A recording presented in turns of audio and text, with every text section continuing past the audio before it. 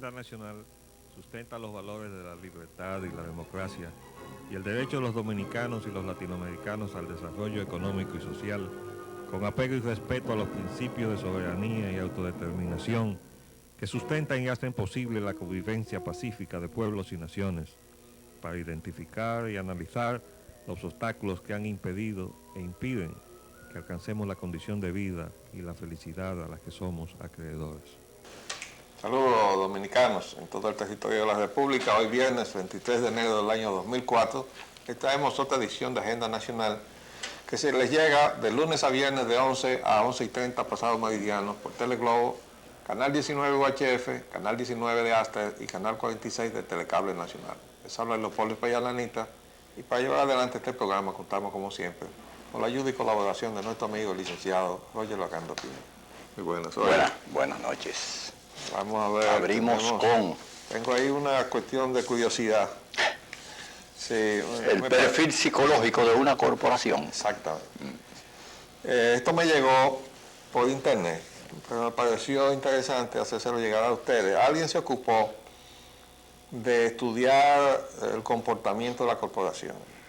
Y esto es una entidad de Canadá, la que se ocupó de hacer este estudio. Dice, las corporaciones no son solo las instituciones más poderosas del mundo, también son psicópatas, según un documental sobre el actual curso del proceso de globalización producido en Canadá. En términos jurídicos, las corporaciones son sujetos de derechos y responsabilidades como si fueran una persona, pero sus propietarios y accionistas no son responsables por sus acciones. Eso ha cambiado un poco con la última modificación a la ley norteamericana, en donde ahora se hace responsable a los ejecutivos de las empresas, de las acciones de la corporación. ¿Y hay alguna consecuencia, hay algunos presos? Hasta hace poco tiempo era así en todas partes, incluyendo los Estados Unidos. Eso ya ha cambiado en Estados Unidos. Dice, aún más, sus directores están obligados por ley a hacer lo que sea mejor para la compañía, sin importar el daño que originen. ¿Qué tipo de persona sería una corporación? Un psicópata clínico, según el documental The Corporation, hoy exhibido en 4 salas cinematográficas de Canadá. Dice, las corporaciones, indica el film, ignoran cualquier principio social y jurídico para salirse con la suya y no sienten culpa, aunque imiten cualidades humanas como la empatía, la bondad y el altruismo. Eso son las relaciones públicas. Sí. Y las donaciones, ese tipo de cosas. La imagen, las cosas. Dice, una persona con tales elementos de carácter podría ser calificado como psicópata, de acuerdo con los criterios de diagnóstico de la Organización Mundial de la Salud, OMS. Aquí dice otro párrafito para terminar. El economista Milton Friedman, el padre de los Chicago Boys, ¿no? El monetarismo. Dice, uno de los máximos exponentes del neoliberalismo sostiene que las corporaciones crean trabajo y riqueza, pero que son inherentemente incapaces de afrontar las consecuencias sociales de sus acciones. Él mismo lo reconoce. Él mismo, sí. Ha creado un monstruo que se va a encargar de hacer una serie de barbaridades y pero nadie va a tener el peso de conciencia por eso. Vamos adelante con la... Sí, señor. Las huelgas, esto nos concierne aquí a nosotros. Del 27 de enero, los médicos convocan a huelga general, demandan aumento salarial del 100%. Bueno, lo interesante es que ellos se reunieron con el cardenal. Sí, y el cardenal estaba de acuerdo su apoyo. La del 28 y el 29 de enero. Dice las Fuerzas Armadas con respecto a este paro, que no es una huelga. Fuerzas Armadas y Policía enfrentarían la huelga. Bueno, yo deduzco que la enfrentarían si es violenta. Claro. Porque si es pacífica y todo el mundo se queda en su casa, ¿cómo la van a enfrentar? No pueden ir a sacar de su casa a todo el que se quede en su casa voluntariamente por querer hacer una demostración de descontento ante el tipo de gobierno y política económica que se está llevando a cabo. Bueno, esas son expresiones usuales en este tipo de situaciones que los organismos policiales y militares siempre manifiestan. Las Fuerzas Armadas y la política. El secretario de las Fuerzas Armadas niega que realicen esfuerzos para realistar a exmilitares cercanos a Lionel. Al mismo tiempo, se prohíbe el uso de uniformes a los militares reintegrados. Bueno, eso de reintegrado fue una metida de pata del señor periodista del periódico Listín Diario. Aquí está, nosotros lo pusimos tal y como ellos lo sacaron, para poderle demostrar que tienen que mandarle a hacer un curso al personal que tienen ahí. Porque no es lo mismo reintegrado que retirado. Que un militar reintegrado tiene que usar el uniforme. Tiene que usar el uniforme porque está reintegrado. No tenemos la ampliación. ¿Qué pasó? Bueno, parece que están durmiendo aquí. De todas maneras, lo importante es que el secretario dice que no es verdad que estén reclutando otra vez para las Fuerzas Armadas a la gente que ya salió de las Fuerzas Armadas y que estén de alguna manera cercanos o vinculados a Leonel Fernández. Ahí sí es reintegrado, pero en el título anterior es... sí, aunque aquí se usa el término realistar, eso es reintegrar. Pero él no niega la afirmación que salió en el reportaje en cuestión que decía que a Ventura Bayonel lo habían reintegrado. No. De todas maneras, lo que dice es que eso le corresponde al presidente de la República. Sí, no son las facultades. Dice, él no ha dispuesto nada con respecto a eso, afirmó Soto Jiménez. Ahora, el asunto de los uniformes, hay que comentarlo también, porque ¿qué es lo que pasa con eso? Dice el presidente que eso es para evitar confusión, porque a muchos de los retirados, él, en una forma insólita de manejo de la cuestión militar, le ha dicho, póngase el uniforme. Como si el uniforme fuera una cosa, un flu, el azul oscuro, o el blanco, o el qué sé yo, el de rayita. El uniforme es el uniforme y representa algo. Pero hay mucha gente que se ha puesto el uniforme sin que lo hayan reintegrado a su rango y a su fuerza. Yo conozco casos de gente que le ha dicho que no. El presidente, es una de esas expresiones chabacanas que él se gasta, le dijo, ponte el uniforme. Y ese señor le dijo, no, presidente, yo no me voy a poner eso. Así no es. Entonces, como él hubiera sí querido su reintegración, pero no, el que ponte el uniforme. Y hay mucha gente que se pone el uniforme, pero además él le ha puesto el uniforme a muchísima gente.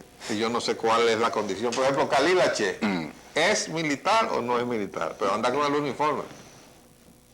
Después hay otros excombatientes constitucionalistas que me dicen, andan con uniforme de coronel, me han dicho, yo no los he visto. Yo los he visto. Bueno, pero ¿son militares o le han puesto el uniforme? Óigame, con eso no se juega. Yo creo que eso le debe caer muy mal a los militares. De carrera. Sobre todo a aquellos que le ha dado mucho trabajo alcanzar el rango. Aunque ya comentábamos ayer que parece que hay una fiesta con el asunto de los rangos repartidos. Y no es de este gobierno nada más. Porque para que haya, como dijo el representante de la plancha que fue al programa de televisión que yo comenté ayer, de una plancha que va a las elecciones del Instituto de Almirantes y generales, o generales y almirantes, él dice que hay más de 300 oficiales generales retirados. La verdad es que eso es una cosa increíble, ¿no? Un país tan pequeño, con un ejército tan pequeño también en consideración. No, lo que comentábamos, que eso está indicando que nosotros estamos acelerando la carrera militar de una manera tal que terminamos mandando para su casa en una edad demasiado joven a muchísimos oficiales generales que ha costado trabajo formarlos y darles una cierta educación y hasta una cierta especialización. Claro que hay muchos otros que han llegado a tener el rango por privilegio político, ¿no? Como lo mencionado. Yo no sé. Pero lo cierto es que hay de todo, ¿no? El delito de abuso de poder. El señor Guido Gómez Mazara considera ilegal que la Secretaría de Obras Públicas aumente el costo de las multas en el Así tránsito. dice el título, realmente no es el costo, debería ser el monto. ¿verdad? Pero seguimos poniéndolo como lo dicen los periodistas, Sí. para poderle enmendar la plana desde aquí, para que aprendan un poquito, ¿no? El segundo titular dice, hay que multar a Miki por el aumento administrativo de las multas de AMET. Bueno, lo de Mickey es en el diario Libre. Parece que el que lo escribió es muy amigo del señor Vargas Maldonado, Sí. secretario de Obras Públicas, porque lo trata de Mickey. Sí, se llama Miguel. Él se llama Miguel Ángel, Sí. ¿no? Entonces, sigue el otro título. Obras Públicas dice que el aumento de las multas fue por decreto del Poder Ejecutivo. Nadie vio publicado ese decreto. Él mismo dice que no se publicó. Yo no. Entonces, lo primero es que un decreto que no se publica no tiene efecto. No tiene efecto. Ninguna medida de orden público que no esté publicada, creo que lo dice el Código Civil o algo así. Sí, hay algo señalado. Entonces no tiene vigencia. Taxativamente. Sencillamente, incluso pone plazos, ¿no? Porque se entendía hace ya muchos años que en la capital de la República el plazo debía ser mucho más corto, porque ya en el punto más lejano de la República la cosa tardaría más tiempo en llegar. Eso era Y antes. entonces daban una diferencia para la vigencia de una disposición. Ahora no, porque tú puedes estar en Australia y cualquier disposición que se dicta ya llega aquí por la televisión instantáneamente. Bueno, lo cierto es que si no se publicó no tiene vigencia el decreto, pero además un decreto no puede poner impuestos. Se acabó, vamos a hacer un paréntesis por el momento y volvemos en un minuto.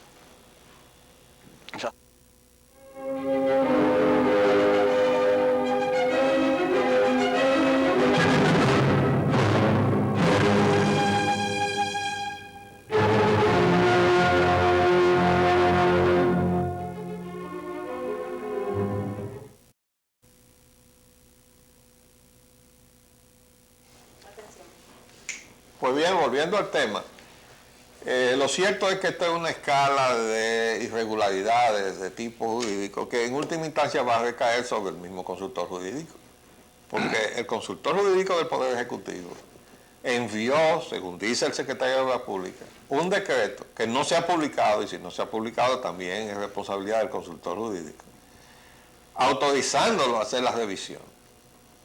Entonces, ¿cuál es el problema?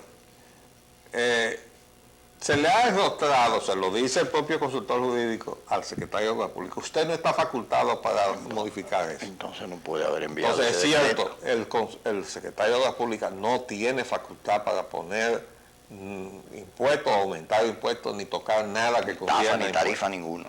Segundo, dice el secretario de Obras Públicas que está autorizado por un decreto, pero que ese decreto no se publicó.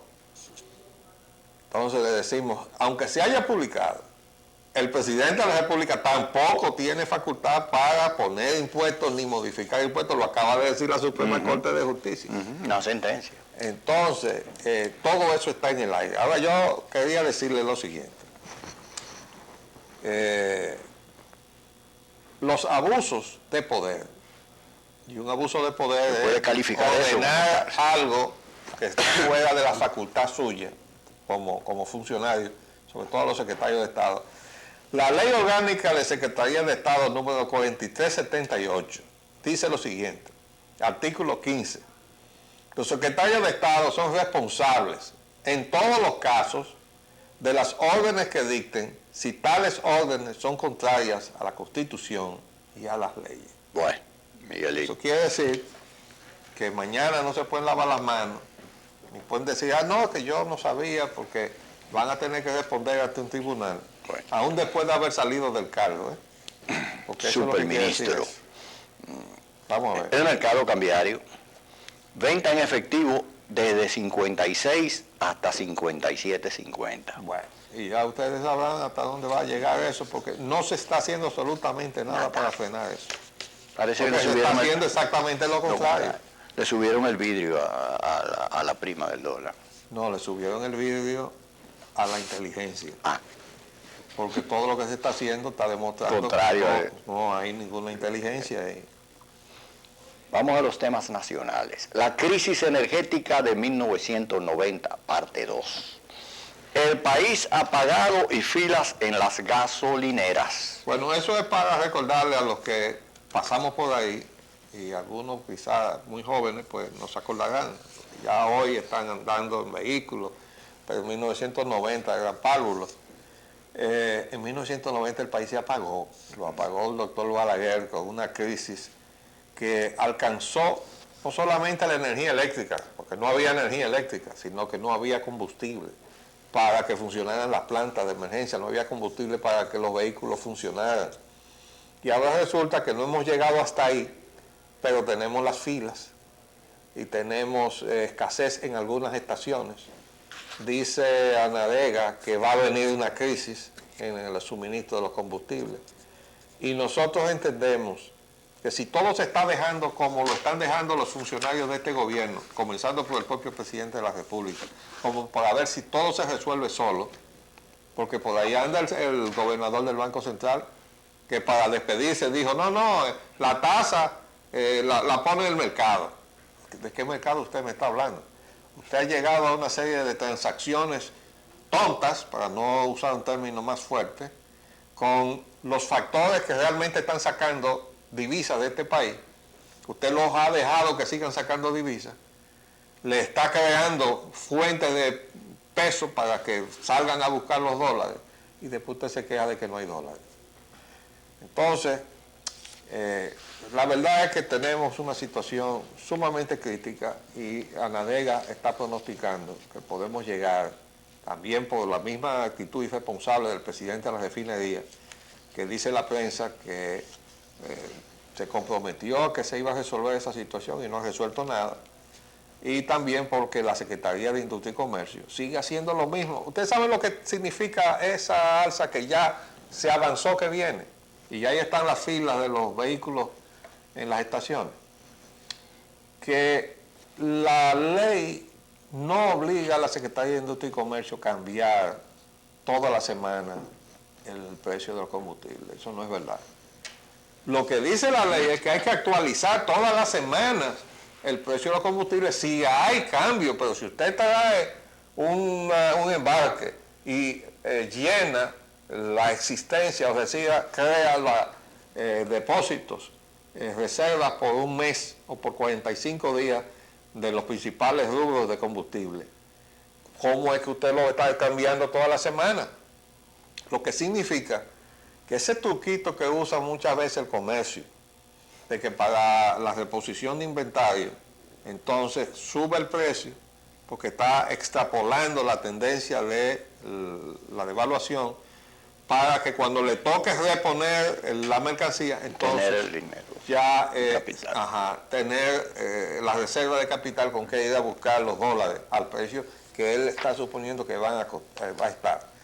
Bueno, pues el gobierno está haciendo lo propio, lo único que lo está haciendo contra el bolsillo de todos los que usamos los combustibles. Es decir, sabiendo que el combustible que está en el país ya costó lo que iba a costar, lo está modificando toda la semana. Es decir, que si hay existencia por 45 días y cada semana lo que tiene son 7 días, entonces el gobierno está rotando la misma... 6 veces en 45 días. 6 veces, ¿verdad? Para sacarle del bolsillo a los usuarios para acumularlo en la refinería, esa ganancia. Entonces, allí se divide 50 y 50% de lo que nosotros quisiéramos saber es cómo se reparten el 50% de la Shell. Porque imaginamos que el 50% del Estado tiene que reportarse a la tesorería, pero la Shell hace lo que quiera con su dinero. Y no me van a decir que tanta complacencia de los funcionarios es porque sí, ¿verdad? No, yo no creo que la Shell lo deje en peso tampoco. No, pero además es que aquí hay funcionarios que de acuerdo a los informes que tenemos, ya dieron el salto cualitativo de haber llegado al cargo con una mano delante y otra detrás, y ya tienen casa millonaria. Sí. ¿Okay? Y otros saberes. Sí. ¿Ignoran las causas de la caída del sistema energético? ¿Cómo es eso? ¿Cómo se puede ignorar eso? Dada la situación esa fue existente. la información de ayer en el periódico El Nacional. Sí. Aquí, Hoy dice... Pero eso lo que está indicando es el caos que hay. Oigan esto, miren, porque hay...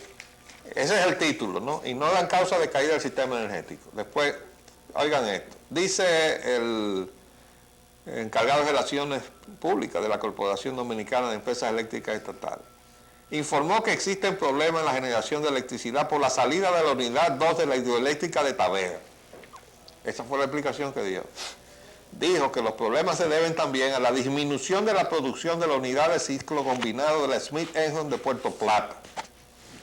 Entonces, una fuente de la Superintendencia de Electricidad informó que la crisis se debe a una deuda de más de 3.000 millones de pesos que las autoridades gubernamentales tienen pendiente de pago con las empresas del sector. Empero, tal versión no pudo ser confirmada con el ingeniero Jorge Reynoso, superintendente de electricidad, quien en las primeras horas de la mañana de hoy rehusó recibir a los periodistas que acudieron a sus oficinas para indagar sobre la caída de servicio. Es un gran superintendente. Sí.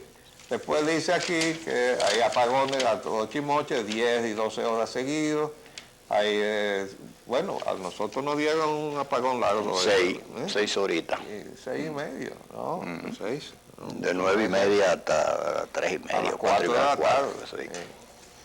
Después dice aquí una fuente del sector energético, no dice cuál, dijo que los apagones de las últimas horas se deben también a que permanecen fuera casi todas las unidades de Jaina, a que AES Andes opera con bajo nivel de combustible y aquí Tavo 1 también está apagada. Bueno, aquí dice que está apagada y hoy dice que se va a apagar. Lo cierto es que el país se apagó. Y recuerden ustedes que este gobierno cometió aquel dislate de producir un decreto que le prohibía a las distribuidoras a dar apagones. Y nosotros le decíamos, pero ¿cómo se le va a prohibir a las distribuidoras nada más? Hay que prohibírselo también a las generadoras. ¿Por qué? Porque si las generadoras no le suplen energía a las distribuidoras, entonces las distribuidoras no tienen energía para enviarla al sistema, a la distribución. Bueno, pues así salió ese decreto. Pero se supone que la ley entonces que se promulgó después no, le establece entonces la prohibición a las generadoras. Digo que se supone porque resulta que ellos se siguen apagando. Entonces la ley no se cumple. Porque hay que irse a poner a esas generadoras que tienen un componente incluso tan extraño como un gobierno extranjero, que es el gobierno de Gran Bretaña, que está presente no solamente en la planta de San Pedro de Macorís, está en la de Puerto Plata y está en Jaina y creo que también en Itao, todos metidos detrás de la Commonwealth Development Corporation. Ese tollo, sin embargo, hay que decirlo, lo dejó Leonel Fernández, Tony Isaconde y el grupo de la CREP, con aquellos que no estaban directamente en la CREP, pero que estaban en el menjurje, como Temito Clemontá, y los que hicieron el amarre de financiero, como el señor Daniel Toribio, ¿verdad? Entonces, claro, este gobierno inepto y además irresponsable ha dejado empeorar la situación, pero comenzó en el gobierno de Leonel Fernández. Por eso no hay perspectiva de solución. Si lo que va a tener por delante el pueblo dominicano como esperanza es el retorno al poder de Leonel Fernández, que anda por ahí en los Estados Unidos diciendo sabe Dios qué cosa respecto de la realidad dominicana en la que él ha contribuido en gran medida a deteriorar. Pero bueno, nosotros estamos aquí para decir la verdad, hasta que Dios lo permita y también lo permita las condiciones en que opera la libertad de expresión en la República Dominicana. Les hablamos Leopoldo Espaillat Anita. Y Roger Ogando. Hasta luego.